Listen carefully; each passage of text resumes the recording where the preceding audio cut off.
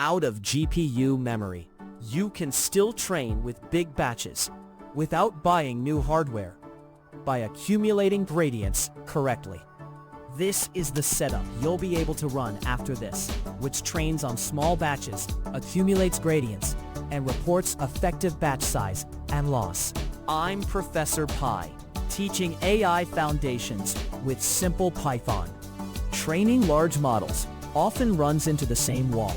Your model wants a big batch for stable learning, but your GPU only fits a smaller slice. People reach for bigger hardware or complicated distributed setups. Gradient accumulation solves the usability problem instead. It gives you the training signal of a large batch, while only holding a small micro batch in memory at a time. At a high level, accumulation copies the math of a larger batch by summing the contributions of several small batches before applying an update. Think of eating a large meal in small bites. Each bite by itself is small, but together they fill you up. The trade-off is a delayed update per byte set, but you get the benefits of a larger effective batch size without extra memory. We will build a tiny, repeatable example that shows how to do one microbatch step, how to accumulate, how to measure the effect, how to clip gradients to keep updates safe, and how to wrap this into a short, multi-epoch loop. It uses synthetic data and a tiny linear model so you can follow the mechanics without heavy compute.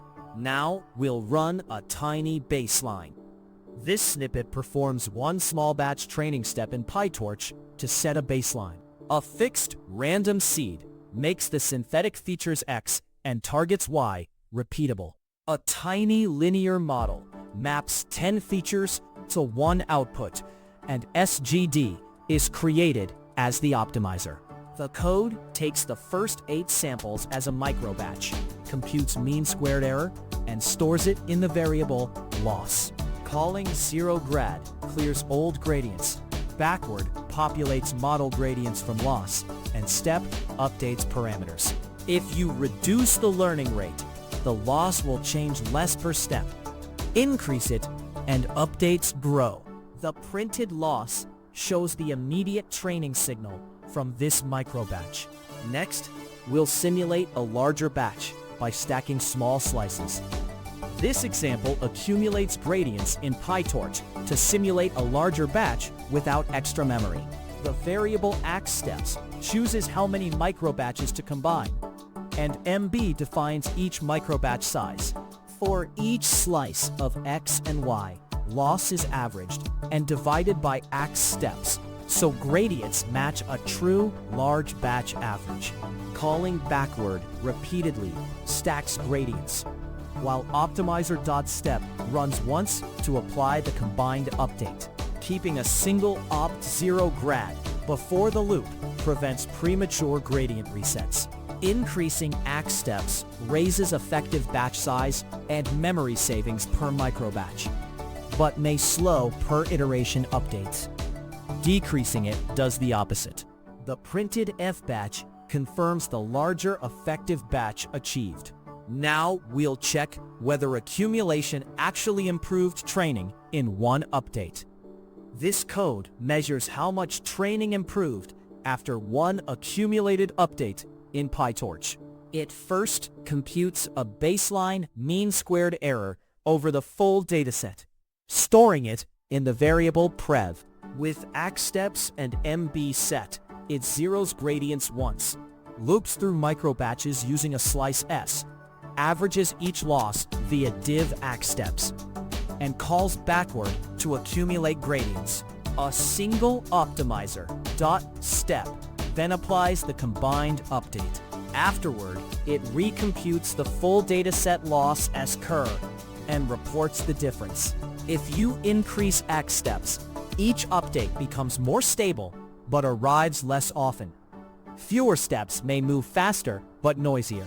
The printed loss drop quantifies real progress from accumulation.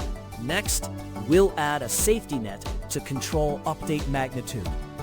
This snippet adds PyTorch gradient clipping to keep accumulated updates stable. After building gradients across ACK-steps microbatches, it calls torch.nn.utils.clipGradNorm on model parameters to limit the total norm. The function returns the pre-clipping norm stored in GN, so you can see how large the gradients were before enforcement. Then optimizer.step applies the now bounded update. If you increase max norm above 1.0, larger steps are allowed and training may speed up but risk instability. Decreasing it tightens updates and can prevent spikes at the cost of slower movement. The printed grad norm reveals the original gradient scale and whether clipping likely engaged. Finally, we'll wrap the pattern into a short multi-epoch loop so it becomes a usable training routine. This example wraps gradient accumulation into a compact multi-epoch PyTorch loop. For 3 epochs, it clears gradients once, accumulates loss across ACK-steps microbatches using the same data slices S, and then performs a single optimizer step per epoch. This pattern preserves the large batch effect while keeping memory per microbatch small. Dividing the loss by ACK steps keeps gradient magnitudes consistent with a true large batch. You can increase epochs to push training further, or adjust ACK steps and MB to fit memory while shaping optimization behavior. The printed final loss summarizes where training landed after these accumulated updates, giving you a small but complete baseline. In a real project, you would swap the synthetic data for your dataset and the tiny linear model for your actual model. The pattern is the same. Choose AC steps and micro batch size to match your GPU memory. Keep the loss division so gradients scale properly, and add clipping if your model shows spikes. Recap: gradient accumulation combines several small microbatches into one effective large batch, so you can train with constrained memory.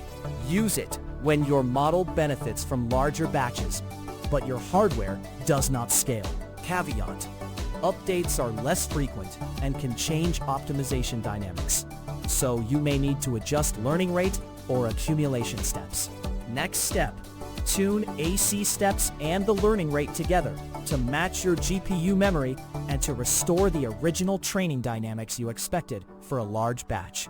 If AI Foundations in Python help, subscribe and watch the AI Foundations videos.